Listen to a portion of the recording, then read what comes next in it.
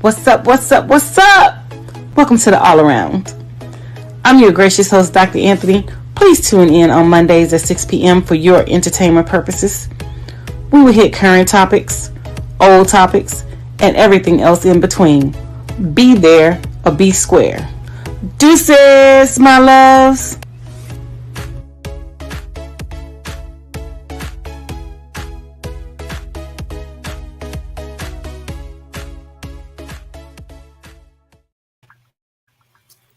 Hi, welcome to another great episode of the All Around. I'm your gracious host, Dr. Anthony, and we have some amazing topics that we're going to jump into. So without any further ado, let's go ahead and bring my producer out, Mark Lee, so we can go ahead and jump into these topics and hit this discussion. Hi, how are you, Mark?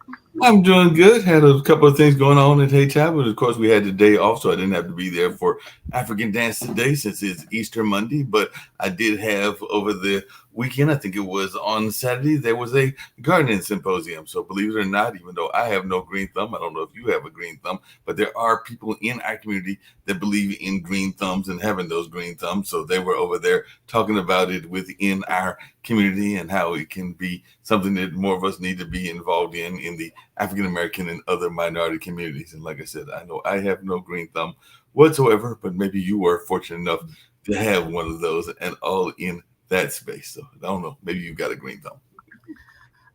That is something that I am not great with, and having a green thumb is not me. Now, my mom, on the other hand, she definitely has a green thumb, but me, I've tried to grow plants and, things like that or whatever. I'm just not that person. That's just not me. I even got a plant that my friend gave me, and he was like, you can't kill it. It won't die. And after like a year and a half or so, I killed it and it died. So I'm just like, I don't know. So yeah, having a green thumb is just not my forte. That is something that I'm not going to do. Now, to be honest with you, I was just looking on the internet to buy my stepdad some, those portable pots that you can plant gardens in. So that I can get him back into growing his, his little gardens and things like that or whatever. So I'm getting ready to order that for him. But as for me, that is not something that I would do. I would just go to the market, go to the war and buy what I need to buy and things like that. But as far as me having a green thumb, no, it would definitely die on my watch. Not on your watch. Speaking of things not on your watch, I think it was for the championship game last time. This time it's in the Elite Eight, but there is, a lot of times in sports, there is the great white hopes and everything. And definitely Caitlin Clark gets a lot of praise, but she's going up against the young lady from Louisiana. So they will be playing today to see who goes into the Final Four. And I know that Angel Reese is no longer apparently with her rapper boyfriend, because I had seen that and everything, but apparently they are no longer together. But they will be going in this battle, Caitlin and Angel Reese, and seeing which one of them will get to go to the Final Four. And a lot of people have been enjoying. I didn't enjoy it because they beat my alma mater, but a lot of people have been enjoying North Carolina State and the way that the two DJs play, because one of them plays with a lot of fun in the game and seems to have fun while he's playing, and is even being thought about for playing football because he's a big guy. So yes, big guys can play basketball as well and everything, but a lot of people have been talking about DJ Burns and his amazing skills and just how he seems to have a love of the game. But definitely a lot of people are thinking about basketball, but I don't know if you've been following that or any thoughts around this battle that'll take place. And one of them will be going to the Final Four after they play. Yeah, definitely LSU. I've been an LSU fan for like some years now, long before the whole Angel Reese and Caitlin Clark beef started. I'm from Louisiana. Angel is actually from Maryland. She's from the Baltimore area, but she transferred to LSU in her junior year, if I'm not mistaken, to get a different opportunity. And I'm glad she saw that, she wasn't making strides at the University of Maryland like she needed to. And she opened her mindset and opened her eyes to see that, LSU was a place that would have, provided her what she needed. And she got down there and did what she was supposed to do. And so, yes, I do believe LSU is going to come out victorious tonight. they're gonna play ball, they're gonna play man, they're gonna shut Caitlin Clark down. She's a shooter, but she also has it bad where she's definitely pushing off, and she fouls a lot, and the referees give her a lot of grace and things like that or whatever, which I think is unfair, because if it was someone else, they would have definitely done what they needed to do in order to foul them out of the game and things like that. But again, grace is always given to those, whereas we get that pushback and things like that. And being an athlete myself, a lot of stuff comes with the territory and dealing with bad refs. That's one of the things that I had to deal with, not as an athlete but as a coach. I had to deal with that as a coach, and so I have had my fair share of pulling a Kim Mulkey. When I was coaching. Now, I didn't take the Don Stanley route. No, I did the Kim Mulkey, because when you're a female and you're in a heavily male dominated sport, and I also coach, just so y'all know, I also coach boys basketball, and I led them to be victorious. This was on the middle school level though, but I led them to be victorious the year that I coached, and we won the whole shebang, and I was actually voted coach of the year, and things like that or whatever. But it's a lot of stuff that goes on behind the scenes that people don't know, and people don't realize people experience. And I actually had to experience, the bad coaching, not the bad coaching, but the bad refereeing and things like that, where, they wanted the other team to win. So I basically had to go straight left. I had basically had to go Louisiana on them, and let them know, look, you gonna call this game right, or it's gonna be some problems and consequences. Because I saw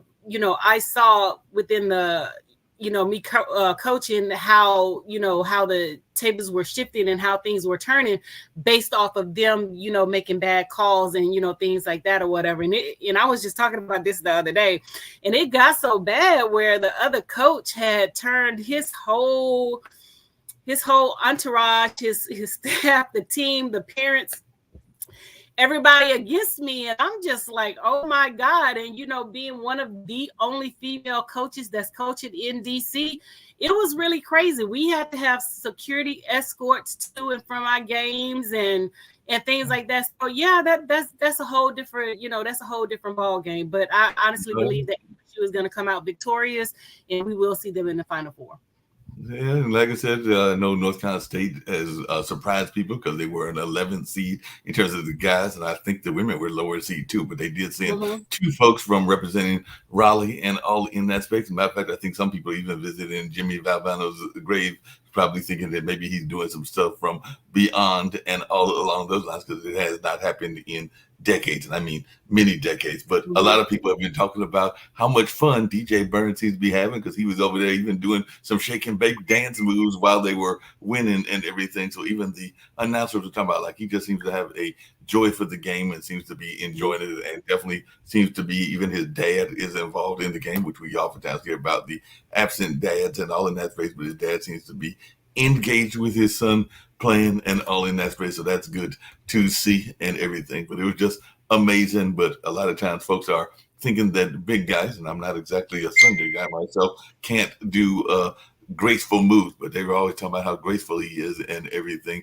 because he's a big guy. Like I said, he's being approached by the football. The NFL apparently is looking at him as a player, because he's like definitely not a skinny person in that space. But getting off of sports really quickly, I know you got those videos you want to get to and some other things we want to get to as well. But I got to ask you this, because I've talked about it on another show, and apparently the ministers are upset, meaning the ministers out of our church and everything. But what is your thoughts about the fact that apparently the Orange Man has been hawking Bibles during Easter and everything? Because apparently he was out there trying to hawk these Bibles as being this great thing and all along those lines. So, he was out there saying, he had to buy this specific kind of Bible in order to be supporting him. And I don't think it's a cheap Bible. I want to say it's like maybe $55 or $60 or something like that. And that's not even counting the cost of shipping. Okay, you said a lot, so let's go back to the young man. We're going to unpack all of what you said. So you said that the young man, his father is there supporting him, and you brought up like absentee fatherism or whatever. Yes. To be honest with you, Black men are one of the largest groups that support their children. The media always want to portray and paint Black men as, being absentee. And don't get me wrong, you know, you do have some fathers out there that are Black that do not handle their responsibility, but the most of the fathers that I know, they do handle their responsibility and they want to be in their children's lives. You know, the conversation that we never have and that we never discuss is how the mother plays a role of the father not being active in the child life, because the father doesn't want her anymore. Then she feels like, you know, holding the child hostage is a way to, you know, capitalize off of the relationship, and you know, they plant those bad seeds in, you know, the child's head against the father and things like that or whatever. So we never talk about those people and how they affect, you know, the relationship with the child. But we always say that, you know, the dad doesn't want to be a part of the child's life, and 9 times out of 10 that's not the case. The father does want to be a part of the child's life, but we don't look at, you know, how the mother and the role that she plays in that relationship with the father and the child, because the father doesn't want to have anything to do with her. So she has poisoned the child against the father. So, you know, that's some conversation that we need to discuss, and maybe we can have it on, you know, get it on the show and we can talk to Dr. Umar about it or whatever. I do have his contact information when I met him the last time, so we can have some, you know, people of clout along with myself, so it won't just seem like it's a one-sided perception or one-sided conception, you know, just coming from me and things like that or whatever. And we can garner some great dialogue, you know, when we talk about the family structure and the family household and things like that or whatever. Now, transitioning over to Donald Trump. Yes, I did see that he was trying to push the Bibles. I think he's trying to do anything to, you know, gravitate to different people and things like that or whatever, so that, you know, he can make money, because the, what's her name? Latita James is coming for him, and they're going to seize his properties, because on paper he has, you know, billions and billions of dollars and things like that. But in actuality, this man doesn't have the money. And so, you know, when people were talking about, oh, he's a genius and things like that or whatever, and I'm like, where? All the businesses that he touched, they failed. You know what I'm saying? So had he would have, you know, been thinking as a genius, as they so-called claim, his wealth would have been greater than what it is, you know, today. And you know, my thing with the whole Donald Trump situation is the white folks, and I'm calling them white folks allowed him and his children to come in and, you know, do things that they would have never allowed President Obama to do. And they're not even allowing President Biden to do. You know, they're still harpooning on President Biden's son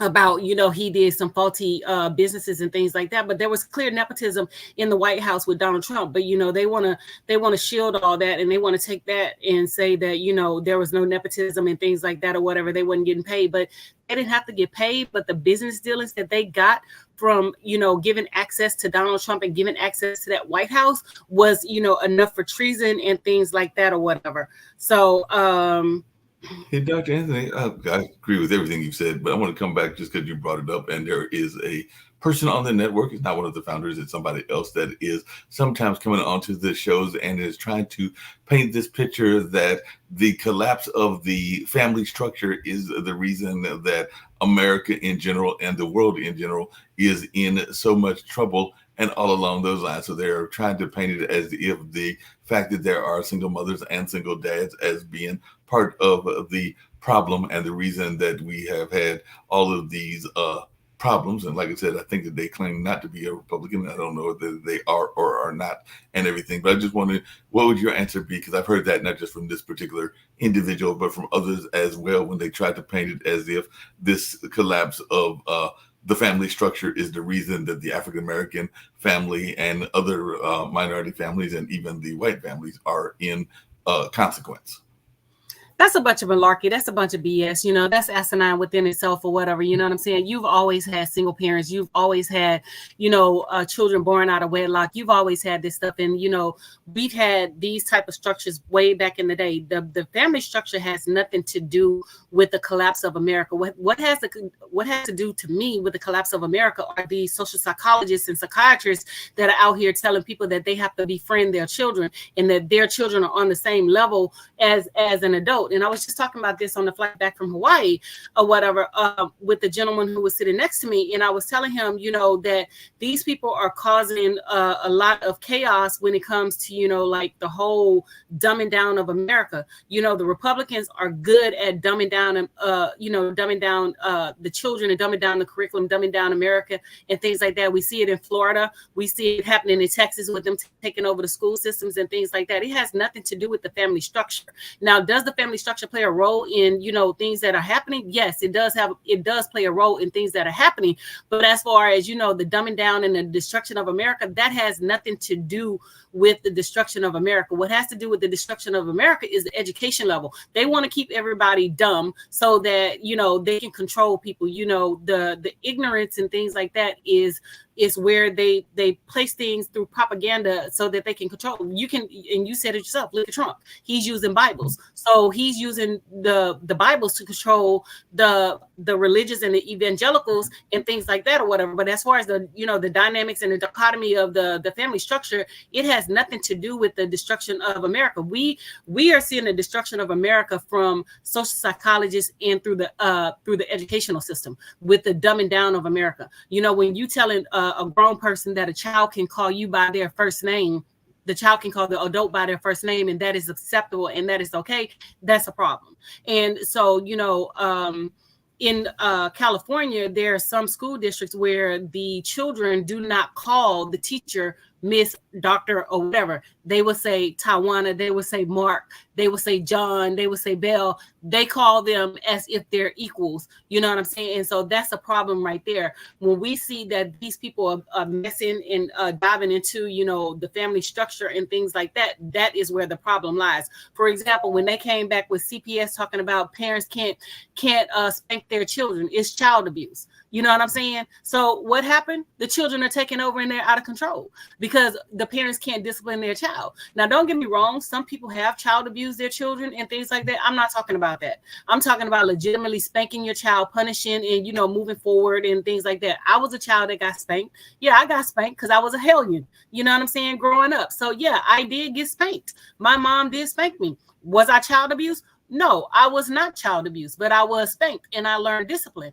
And just like with these children, they haven't learned discipline, which is a problem, and they haven't learned coping skills, which is a problem. And if you take any type of, mass shootings or any type of massacre that has happened in the past 5, 10, 15 years, you go back and you look at the structure of the structure and outline of the plan and the writings of these people. And the basis of it is they have no coping skills. The young man in that shot the people up in Miami, he lost his parents. So he didn't know how to deal with his emotions because he lost his parents. So because he couldn't cope, what did he go do? Shoot up a school.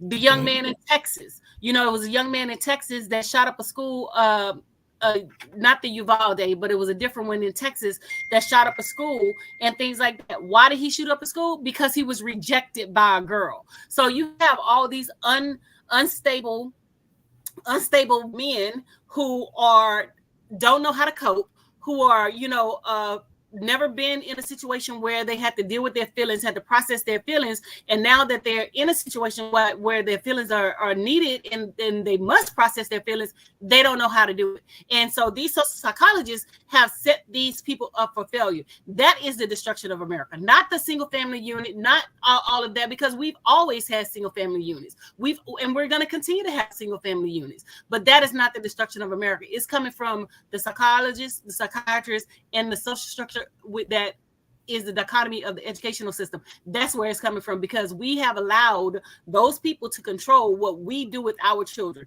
When we were segregated, and this is Black America, I'm talking about Black America. Right. When we were segregated, we produced more successful people than we have produced now.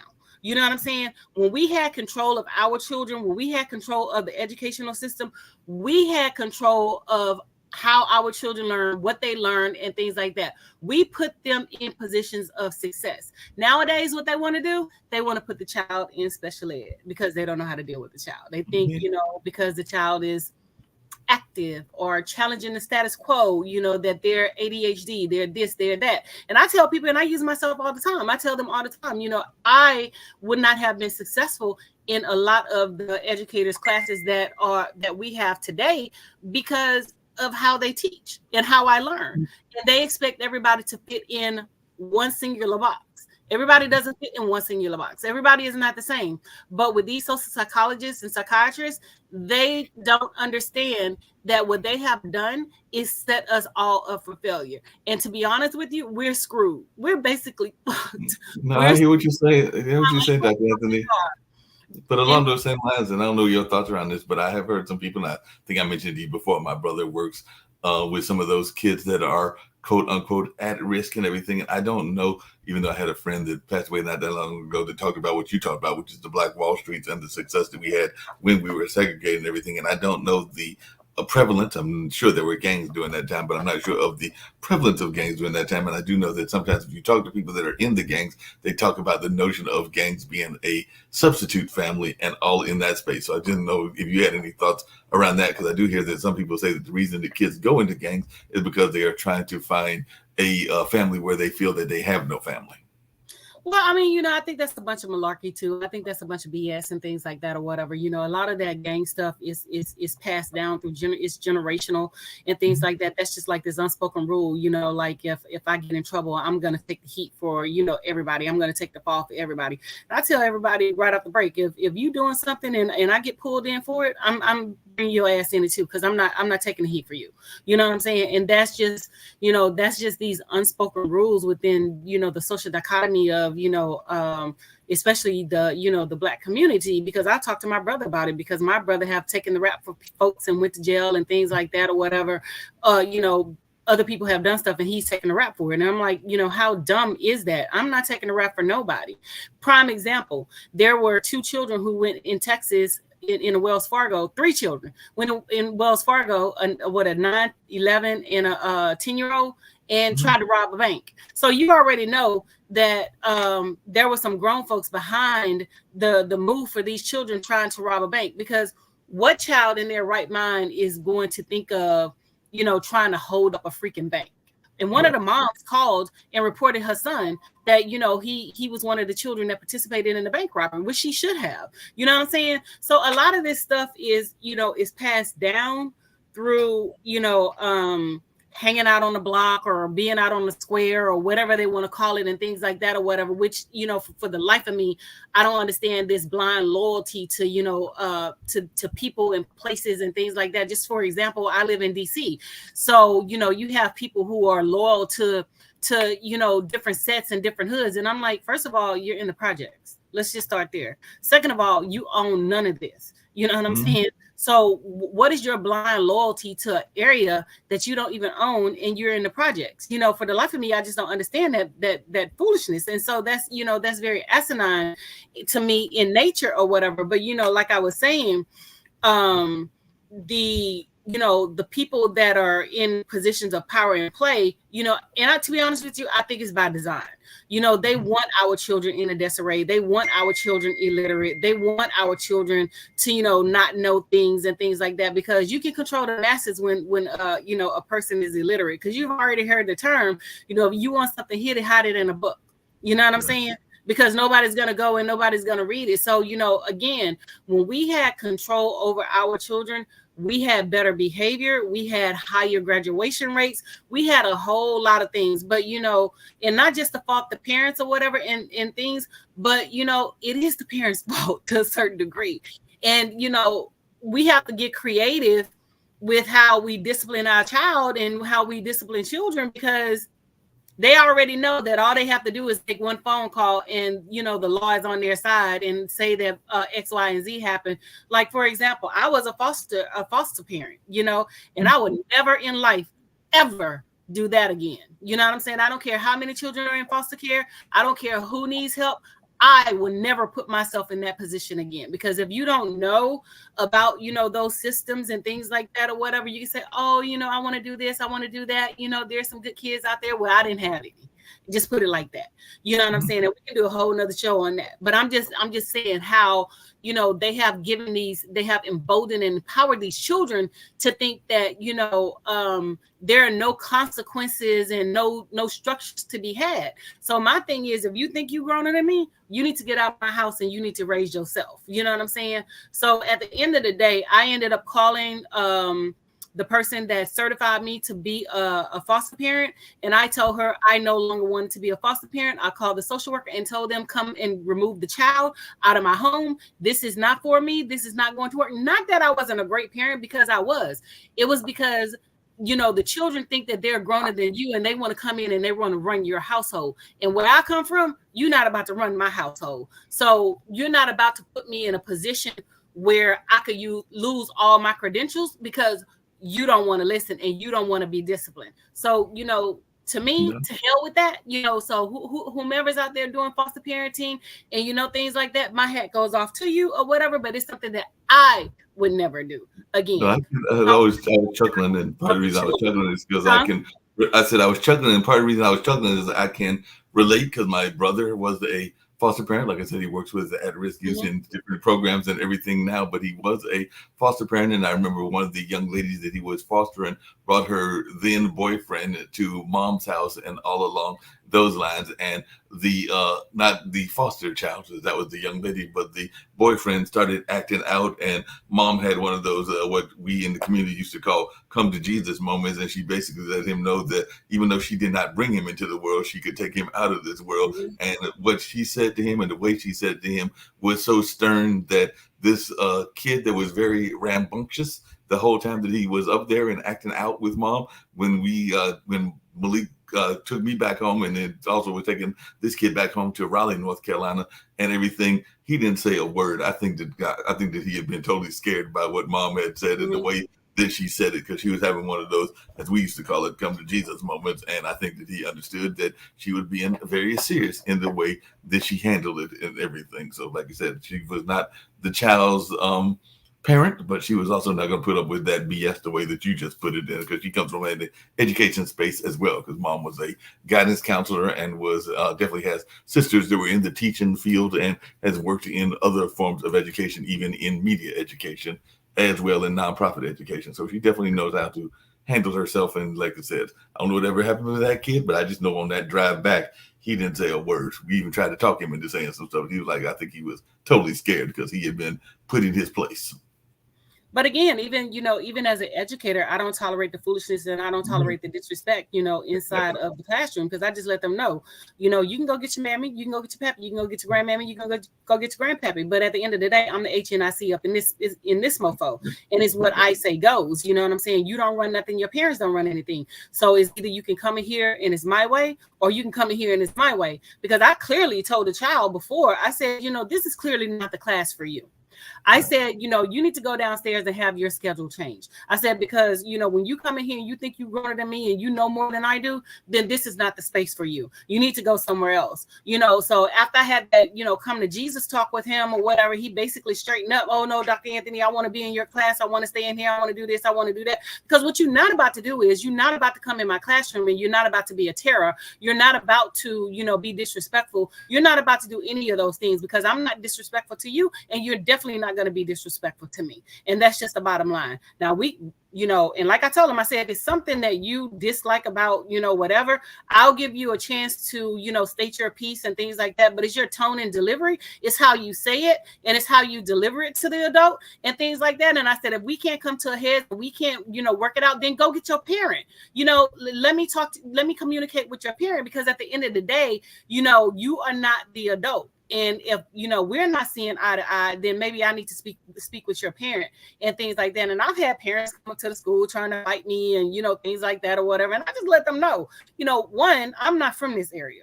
Two, I'm straight out the boot. You know what I'm saying? I'm straight out of Louisiana. What you not going to do, and how we say it, what you not finna do is play with me and play in my face and be disrespectful. That's what you're not finna do. And I think a lot of parents have realized that they just can't, handle and talk to me any kind of way. Now, because I match energy. You come at me incorrect, I'm gonna come back at your ass incorrect. You know what I'm saying? But if you come at me in a way that's, you know, nice, professional, I'm gonna come at you in a way that's nice, professional. We can have, you know, those conversations, we can talk and we can work through the problem. But the second that you feel like, you know, you're gonna disrespect me and you're gonna try to handle me, oh, we got a problem. Then you know, you're gonna get a whole different side of me and things like that or whatever. But for the most part, I don't go through that anymore. You know, I just let the kids know, you know, hey, you know, it's always conversation. It's how you do it, tone and delivery. Even when you're upset, it's tone and delivery. All you have to do is communicate. Use your words. You can be upset, you can be angry, but you use your words. It's how you do it and it's how you say it. So I'm not only, you know, teaching them that, but I'm teaching them life lessons and how to deal and communicate with adults, because a lot of them don't know how to deal and communicate with adults. So, you know, it just takes, you know, it takes a strong person. And I'm definitely that strong person. Cause like I said, I don't tolerate the foolishness and, you know, things like that or whatever. So no, I really don't. But No, you know, everything. I know that you sent me these 2 TikToks and I forgot which one is which. So we'll play them and then we can talk about them afterwards, because I forgot which one is which and which one is the minute 39 and which one is the minute 31, because they are. Yeah, hold on before you go to the TikToks. I'm sorry. We still haven't gotten back to the whole Donald Trump thing or whatever. Yes, go ahead. Go ahead. You took me off topic. I'm sorry. So, you know, with the whole Donald Trump thing, you know, like I said, he is trying to, you know, solicit money any way possible that he can.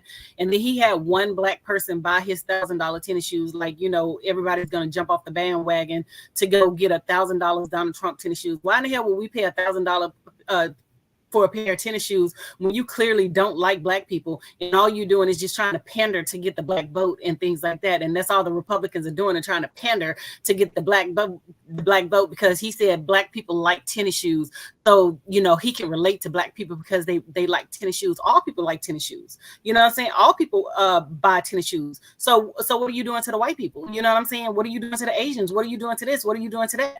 You know what I'm saying? What are you doing to those communities to pander to those? But you feel like, you know, oh, because you threw out some gold and red and blue and white or whatever color your tennis shoes are, that we supposed to, you know, jump on your bandwagon and jump on your A train and, you know, automatically support you. No, sweetheart, we haven't forgotten what you did. We haven't forgotten what you said. We haven't forgotten that the Department of Justice has been suing you since the late 1960s, early 1970s, because you didn't want black people to live in your property. You know what I'm saying? And it's so funny because, you know, you have these black men out there that's talking about, oh, you know, I'm going to vote for Donald Trump because Biden said this and Biden said that. But you're not looking at the fact that, you know, Donald Trump did say a lot of things. Yes, back in the 70s and things like that or whatever. And I'm not taking anything away from what they're saying in terms of President Biden, because President Biden did say some of those things. But my thing is, you know, you have years and years to change. Just like, you know, when we come into the classroom with the children, we can't continue to hold things against that child because, you know, they got in trouble that one day. We have to give them an opportunity to change. And President Joe Biden has shown that he has changed. President Trump has not shown that he has changed. He has shown that he deals with people, black people in particular, in a capacity where he tolerates them. And his sidekick, Tim Scott, is a prime example that he tolerates him, but he's not, you know, he's not accepting of him. And they have to understand the difference, you know, that they're being tolerated, they're just not being accepted and things like that or whatever. So, you know, my thing is, you know, to the black man that's out there running around talking about you gonna support Donald Trump, you know, when he's talking about law and order, you know, this just to, you know, put a thought in your head. When he's talking about law and order, what the hell you think he means? When he's talking about law and order, he's talking about your black ass. He's talking about policing you. That's what he's talking about. He's talking about being a dictator on day one. You know what I'm saying? So you honestly think that you're going to be safe? You know what I'm saying? You honestly think that these white people are going to stand with you? You honestly think that they're going to hold your hand and, you know, commemorate you on, you know, what you got going on? You honestly think that you're going to be in the same pool with these white folks? You know, you got another thing coming. So, you know, my thing is to the black women, you know, we have to rethink our loyalty to these black men in a certain degree. You know, and I'm not saying it's all black men, but I'm talking about the ones that are out there pandering to talking about you're voting Republican and you're voting, you know, Donald Trump, and you're voting against black women own best interest when you're doing stuff like that. That we need to stop having this blind loyalty, this blind support for you, you know, because like I said, I'm not gonna march for you, I'm not gonna pray to you, and I'm damn sure not gonna donate to you. You know what I'm saying? So we need to rethink that. So yeah, so we can go ahead. But just really quickly before we get to that, because you went there down that path, but I did see.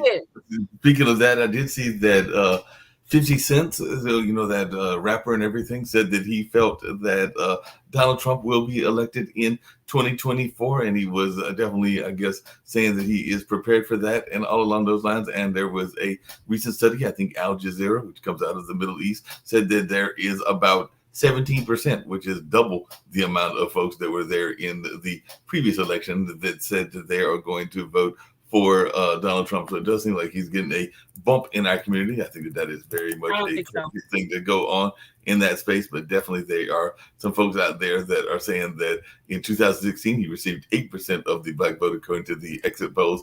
And by the 2020 presidential election, it had surged to 12%. And now, according to certain polls, a recent survey from Gen 4, it shows that if the elections were held today, 17% of black voters would vote for Donald Trump, while 20% said they would vote for someone other than Trump or Biden. So that's 37% that are going to vote in our community, either for Trump or for somebody else and everything. Honestly, I don't think so. I think the numbers are skewed and they're inflated or whatever, because we've already known that these people have, even from the last election, that these people lie and they put things out there or whatever. There's a number of people that are in support of Donald Trump, but I don't think it's to the point where it's like 17% and, like the 20%. Because like I said, statistically, the numbers can be inflated. And we have seen that in the past that these people have inflated those numbers and things like that. But just like there are people out there that saying that they're voting for Donald Trump, there's a whole lot of people that's out there that's saying that they're not voting for Donald Trump. And the people that are sensible and we know that are not voting for Donald Trump, we are the ones that's going to keep this country and keep this democracy in order. We black women are always, the ones that come out for the saving grace and things like that or whatever, because, when they had the last election, when he was going against Hillary Clinton, my thing is y'all would have a dumbass man. Y'all would vote for a dumbass man instead of a smart woman, But see, the Republicans played chess. We played checkers, So they threw that Green Party woman in there so that she could split the vote from Hillary Clinton and things like they're trying to do now or whatever. And what did they do? They put 3 Supreme Court justices on the Supreme Court. Now, these are lifelong positions. They put young white conservatives on the Supreme Court that are making the laws and things like that. So y'all think it's all about the president? No, it's all about, the other stuff too. And not only did they put 3 Supreme Court justices on the Supreme Court, they also put a lot of conservative judges on the federal level and the lower level that had to be appointed by presidents. And those are appointee positions and things like that. So you think you're being screwed by, President Biden. You're not being screwed by President Biden. You're being screwed by the Supreme Court. And I use the example all the time with the student loans, how they, President Biden wanted to give people who receive Pell Grants $20,000 to use however they wanted. What the Republicans did was they played a shadow campaign and they went backdoor to the Supreme Court justices and got them to vote against what President Biden wanted to do. So y'all want to sit there and talking about, you gonna vote for Trump and you gonna do this and you gonna put the Republican in office. Y'all need to understand what the hell you were saying, because they're talking about, we have money under President Trump. You didn't have no money under President Trump. You got a loan under Trump. When Trump gave out that first stimulus or whatever, when they applied for their federal income taxes, they took that money back. So no, you did not have money. You had money from President Obama's policies. You paid a loan back from President Trump. President Biden gave money and you had money from there. That stimulus check that y'all received, that large amount, came from President Biden. It didn't come from President Trump. So they need to stop with the fallacies and lying about, they had money under Trump. You didn't have no money under Trump. He changed the tax code to benefit the billions and the billionaires and the millionaires. People like myself who are upper middle class, we had to pay significantly. People in the middle class and poor people, we're paying significantly. So you think because you're saying that Donald Trump gave you this and they gave you that. He took your earned income credit away. He took your child tax credit away. Biden gave it back. So y'all need to really understand what's at stake and what's going on, because the last time I said this, they was like, oh no, you're wrong. He's not this, he's not that. And everything that man said that he was going to do, he did. He's already said that he wants to bring down the infrastructure of the democracy. He wants to take away, like the Department of Justice. He wants to take away Department of Education. He wants to take away all those departments. And y'all finna try to allow him to do that stuff. So my thing is, all these people out here with these platforms talking about, we need to vote Republican, we need to do this, we need to do that, or whatever. These people have no clue about what's at stake. All these people, and that's another thing that I wanted to bring up is Candace Owens. She was on the Breakfast Club or whatever, and they're talking about, she's coming back to the black side. Candace Owens has never been on the black side. She tried the foolishness with the Democrats and things like that or whatever before she jumped Republican and before she became conservative, and the Democrats wasn't buying it, and she saw that she couldn't make no money, and then she went Republican. So the whole time that she was talking about black folks and this, and the other, they were on board with her. But when she went against, Palestine and all this stuff, her ass got fired from that damn conservative ass station that she was working on. So now she's making appearances on the Breakfast Club trying to pander to black folks. Now, we don't need your ass over here. Take your ass right on back. And then this broad had the audacity to say that, she's with her husband because he's intellectually inclined and that he can stimulate her brain. So, she's saying that she didn't marry a black man because she didn't get that from a black man. So you're trying to say that black men are dumb? They couldn't stimulate your brain? They're not intellectually inclined? You had to go jump ship and you had to go to a white man? Man, bro, get the hell up out of here. You know what I'm saying? And my thing is, send that broad packing and send her ass back to, wherever the hell she came from, conservative, conservative.com, conservative America, and things like that. And then they were like, oh, just hilarious, who's not funny to me at all. And what's his name? The other one that's on the Breakfast Club, the guy. The guy, I can't recall his name right now. They should have asked hard questions. First of all, these people are not equipped in terms of politics and things like that, because they had this man on CNN or one of the news stations trying to basically reprimand Vice President Kamala Harris and things like that. First of all, Vice President Kamala Harris runs circles around you. You're not qualified to stand in her shadow. And for them to bring out for them to try to bring out this man talking about he's qualified to speak on Black America and for this or whatever, that's asinine or whatever, because he's not even qualified to speak on nobody with his raping his wife's self, because he said that he raped his wife before before they got married and things like that or whatever. Charlemagne the God, that's his name, Charlemagne the God. So my thing is, every time he opens his mouth, he puts his foot in his mouth and things like that or whatever, because he's been, getting a lot of backlash for, like things that he said. But, they brought this man and gave him a national platform talking about, Vice President Kamala Harris and talking about what she did for Black men. When are we going to start holding Black men accountable? Stop going out there doing the bullshit that you're doing or whatever, you know what I'm saying? And you won't get caught up, and I'm not saying that, all Black men are out there doing, BS, because some people did legitimately get caught up, in the policing and things like that or whatever. But I'm not talking about those. I'm talking about the Black men that are out there actually doing these crimes and things like that or whatever, that are actually, in the justice system, because they should be in the justice system. I'm not talking about the ones that got caught up that are free. I mean, that were innocent. You know what I'm saying? I'm not talking about those. I'm talking about the ones that are actually out there doing things. Prime example, we've, before you go there, give me 1 second. Prime example is, we've had a lot of children,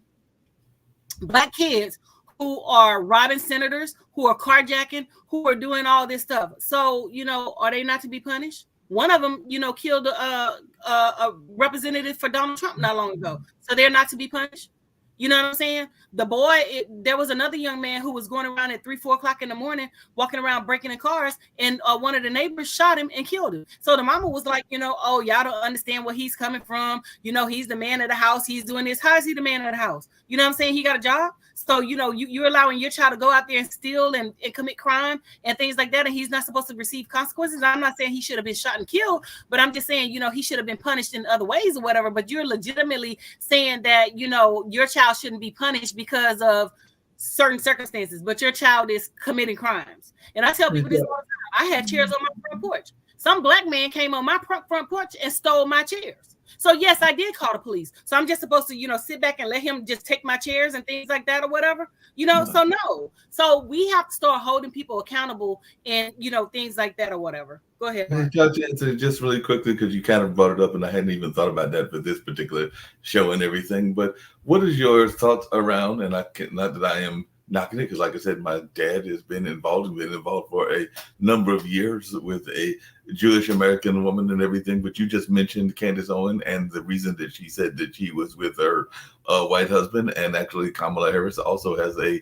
white husband, and I want to say it's one of the major tennis players. It's either Serena or Venus that's married to that particular billionaire that's in the social media space and everything. So I just wanted your thoughts as a definitely I would consider you a black nationalist, and I don't think that that's a bad thing to be and everything, but I just wanted your take on some of these women that are deciding to go outside of the race and maybe go to the other races for their spouses and everything. And to be honest with you, I don't blame them, because I mean, like I said, we hold this blind loyalty to black men, but they don't hold blind loyalty to us. You have the Passport Brothers out there talking about how they go into these Asian countries, these, Hispanic countries, these Latin countries and things like that, because, black women are this and black women are that or whatever, you know what I'm saying? And they want a certain type of woman that's docile, then go out there and be that certain type of woman. You know what I'm saying? So, my thing is to the sister, date who you want to date. You know what I'm saying? Stop, having this blind loyalty to black men, because you're going to be old and decrepit and things like that or whatever, and he's still going to play. There was a TikTok that I was watching where the man was 70 years old and talking about he want to date a younger woman. He's now ready to settle down. What the hell y'all going to do? You're 70, you're past your prime, you're done, you're used up, you know what I'm saying? So what type of life are you gonna try to have with a younger person or whatever after 70 years old? You done ran through it, you ran through your old, decrepit, used up and things like that. So what woman are you trying to entrap? You know what I'm saying? So it took you 70 years to make sure that you were ready to be in a sound relationship. So nah.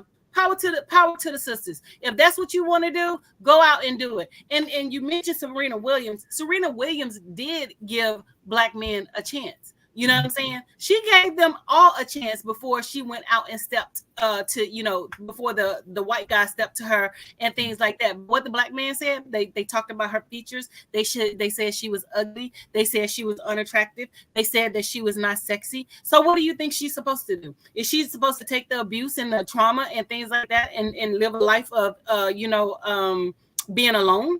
Or she goes outside of her race and dates somebody else who genuinely, loves her, respects her, and things like that or whatever. So that's the other side. You know what I'm saying? So the black men are always talking about, black women this and black women that and this, that, and the other or whatever. You know what I'm saying? But, my thing is, if that's what you want to date, go ahead and date that person. But don't keep putting black women in the arena of, this is why you're dating that person. We don't give a shit why you date that person, because 9 times out of 10, you're not one of the ones that we want to date anyway. You know what I'm saying? I agree with you on that and everything. I was going to be able to say, just to push back on something you said slightly, just a slight pushback and everything. But I do know that with the aging of America and the fact that medicine has gotten better and the fact that people have gotten better, that I know some very virile, I guess is the word, gentlemen that are in their 80s and 90s and everything in that space. So there are some people that are still able to be very much active, even as they are older and everything in that space. So while that might not be everybody's speed, and I'm not saying that they got to go for the younger people either, because that can sometimes be very scary and all along those lines. But there are some people out there that are in my early 60s, but there are some people that are definitely even at my dad's age that can be very much active and even active in certain ways and everything. So I mean, I understand that, but at the same time, what do y'all have in common? You 90 and she's 40. What do y'all have in common? You know what I'm saying? Just call a spade, keep it real. You're used up, you done hold around, you done played, now you want a younger woman with no kids. You know what I'm saying? So like, what do y'all have in common? Honestly, no. Stay over there, Go to the nursing home or wherever you gonna go and, you know, be a geriatric and things like that. And don't get me wrong, I'm a pre-senior citizen. I'll be 50 in less than, you know, a month or so. You know what I'm saying? In May. But, you know, at the same time, you know, Black men need to stop playing with Black women and things like that. So you got to wait till you're 90 to settle down and get in a serious relationship. You got to wait till you're 70 to settle down and get in a serious relationship.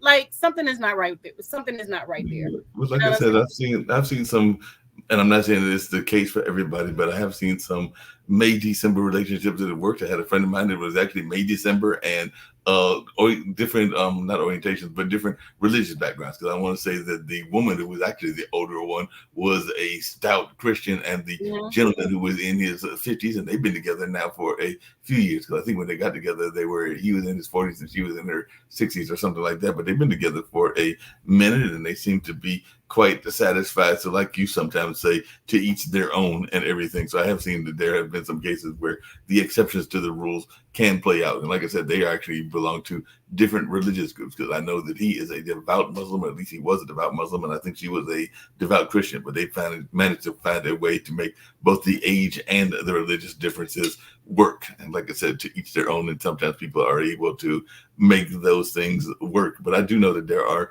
as you just said, there's some people out there that are looking for sugar daddies, but there are also some people out there looking for sugar mamas as well. So we do know that that exists as well. So I do acknowledge that there are some people that are there for selfish reasons, to say the least, and everything. I know we've only got 10 minutes, but I do want to play these videos of yours. Well, can you just hold off on the videos, because I want to do more than 10-minute segment of the videos, and we go into it next show.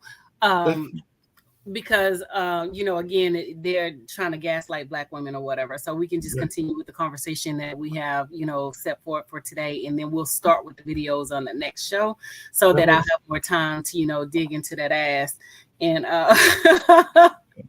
you know, state my piece and things like that or whatever. But you know, but it's really funny how, you know, like with the Passport Brothers, how, you know, they're going to all these different countries and they're getting killed, and you know, like they're telling, you know, the men to be careful, because, you know, the women are actually setting them up and things like that or whatever. Because I saw, and I'm not wishing, you know, death or, you know, harm on nobody. All I'm saying is, you know, this is something that y'all brought on yourselves, because y'all put it out there.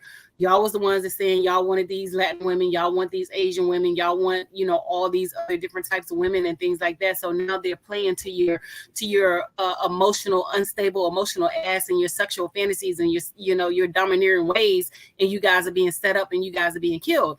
Because when I read the article, the father said that his son was killed because he went to another country to meet a woman. So they're telling people on the websites is, you know, if you're going to these countries to meet a woman, do not go to their homes. Do not go to a place that she suggests. You suggest and stay in a public forum, so that you can make sure that you leave that country not in a body bag, but, you know, alive, and you're not being unalived in things like that or whatever. But, you know, again, you know, they're using the excuse that Black women are, you know, Black women are not, you know, Black women are not, you know, this. Sorry, but Dr. Anthony, isn't that just common sense? Because I mean, I've definitely seen people that have been lured into situations, even here in America. And I do remember that even our European brothers used to sometimes get people that wanted to get, before the war in Ukraine, the Ukrainian and Eastern European young ladies and everything. There was a whole market that was going on, I think, on the internet with mail order brides and everything. So I think that this is. I still have one. One of my friends did a mail order bride, and I told him he shouldn't have. One of my friends, when I worked at the state of Maryland, he did a mail order bride and things like that or whatever. And this woman played him, and, you know, got married and came to the States, because that was her ultimate goal, to come to the States and things like that or whatever. He got it from the Dominican Republic. And when I tell you that woman made his life a living hell, you know, he almost lost his credentials behind this woman, because she lied and said that he had domestically abused her and, you know, all kind of other stuff or whatever. And this man had to put out so so much money to clear his name and things like that or whatever. So, you know, he wouldn't listen, but that's what he wanted and things like that or whatever. So I tell people, like you said, to each his own. You know, if that's what you want to do, be mindful of, you know, what you're getting yourself into, because it's not all, you know, humpy gory and, you know, things like that or whatever. You know, she wanted him to spend all this money, you know, sending her family money and, you know, things like that, sending new iPhones and all this kind of other stuff, because she had no intentions on being with him in, you know, in a long-term, you know, relationship like that or whatever. So this, you know, like I said, to each his own. You know, if that's what you want to do, that's what you want to do, but be ready for the consequences and the repercussions of your actions and things like that or whatever. So, you know, like I said, they can keep the passport, brother, because 9 times out of 10, it's somebody that we, as you know, as Black women, we wouldn't even give the time to. And, you know, again, an unstable, emotional man who can't have his, you know, who can't handle his feelings, who was rejected, because everybody is not going to, you know, like you. Everybody's not going to talk to you, but because you were rejected, you didn't know how to handle yourself. You know, we've seen, you know, the term, you know, unalive. We've seen women, Black women especially, have been murdered and unalive because men don't know how to handle their rejection. Prime example, there was a young lady who was on a train. A Black man came up to her and told her, you know, I want you to have my babies. And he was like, no. She was like, no. And, you know, she basically rejected him. He stabbed her. He killed her. You know what I'm saying? A young lady was walking not long ago, walking to school, and she was killed because the young man was rejected. He was trying to give her balloons and things like that or whatever. But, you know, these are things that we're not talking about, the trauma and the unstableness of these Black men and not being able to handle their emotions and things like that or whatever. You know, so you always want to talk about Black women, but we have to talk about the Black men and their instability. No, Black men are just as guilty. And speaking of being mindful, I know we only got about 5 minutes to go, but I did want to bring this up and hear about your thoughts, because, you know, hip hop is very much an important part of our culture and everything. And just like Jeff Epstein got in trouble, there is a certain major rapper that has been accused, and some people say that he flew out of the country temporarily because he was dealing with some trafficking things as well. So I just wanted your thoughts on this and whether this is a legitimate concern. I believe it was Sean P. Diddy Combs and others that were involved in this space. But is this real, or is this a attack on Black men by the white establishment and everything? Or do you think that he was actually involved in that kind of activity? Not that we can't be involved in that activity. We all know that, I hate to put it this way, because he is the father figure to many people because of his roles in TV. But yeah, Bill Cosby did do some stuff that he probably shouldn't have been doing, and maybe Sean was doing some stuff as well. But you're a woman and they're in DC. What's your take on this? Well, you know, the whole Bill Cosby thing, you know, nobody forced nobody to do nothing. You know what I'm saying? You had an opportunity to, you know, decline, because like I've been in situations, you know, people are like, oh, you want this drink, you know, or you want to do this, you want to do that. And I'm like, no, I'm not doing anything or whatever, you know. So you have an opportunity to decline.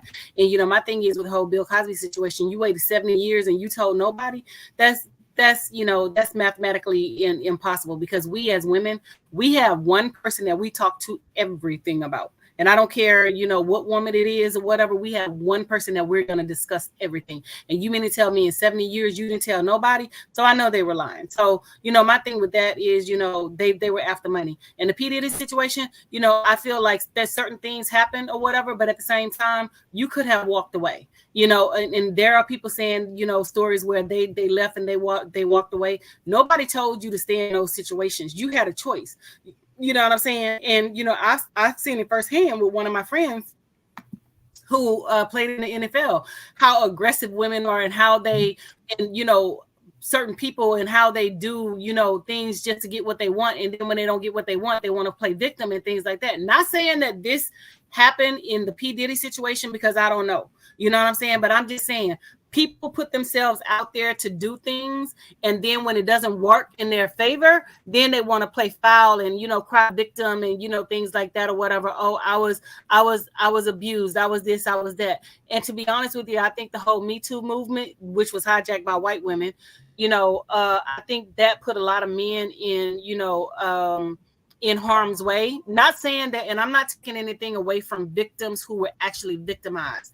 I'm talking about the people who were, lying and saying that they were victimized, and they were not victimized. And they know that by being a female, all you had to do was just say, you know what I'm saying? But, it's just funny how, how a lot of people can come up with these BS, lawsuits and things like that or whatever. And I also want to talk about, one that I tried to bring forth or whatever. And, I couldn't get an attorney to take it. You know what I'm saying? But, we'll talk about that on another show.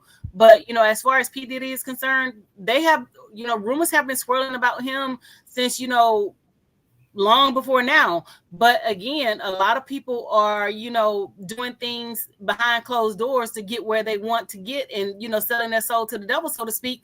And now, they're trying to cry wolf and things like that or whatever. But my thing is, like, you always have an option. You don't have to go to those places. You don't have to be around those people. You know what I'm saying? Just because the party is happening, you don't have to be the life of it. I've had situations where I'm just like, I'm good. I'm gonna stay home. I'm good. I'm gonna do this. Oh, you want to drink? No, I'm good. I'm not drinking. Oh, you're not doing this. Oh, you're right. I'm not. You know what I'm saying? So at the end of the day, you have a gut feeling.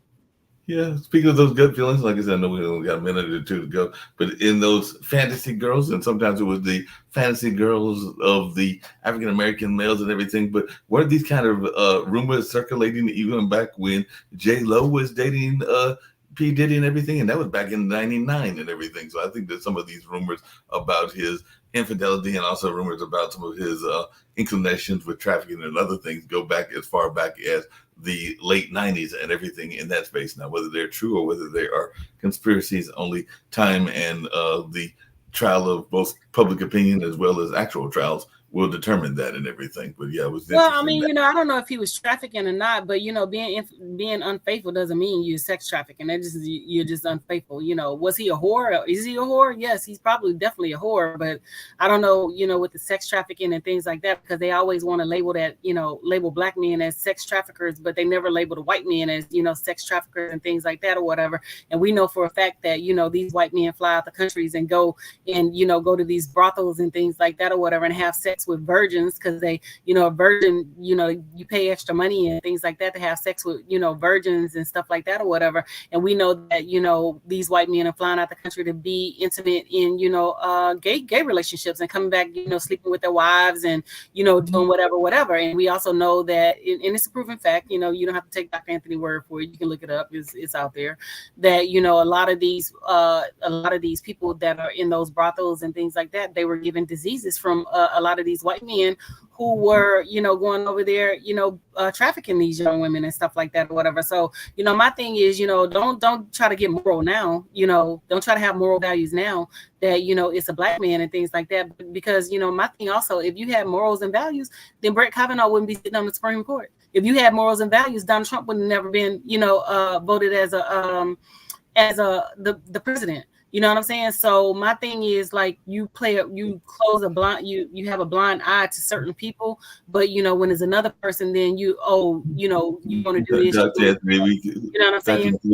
Dr. Anthony, we can even go to one of our own, and I'm not really trying to claim him, but I do know women, including one that has passed away now and has been passed for a while, but Clarence Thomas would also be in that category, because definitely he was doing some underhanded things in his relationships even before he got together with his wife and everything. But yeah, I do know some people that are involved in that case, including the case that got him into the Supreme Court. So yeah, even some of the people in our own community can be as guilty as well. Because like I said, definitely. I mean, Clarence Thomas is not one of those ones that I look up to as the epitome of a black man, because he hates himself. He hates the fact that he's black. But that's a whole nother conversation for another day.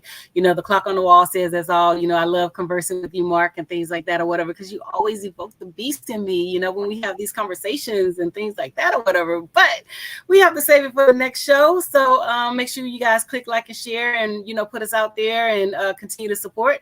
And we're a little over time, so we'll see you next Monday. Next Monday, we're getting ready to get out of here. As always, it was fun talking to you, and we're getting ready to get on out of here.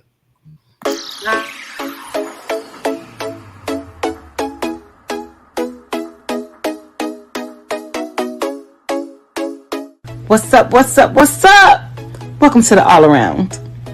I'm your gracious host, Dr. Anthony. Please tune in on Mondays at 6 p.m. for your entertainment purposes. We will hit current topics, old topics, and everything else in between. Be there or be square.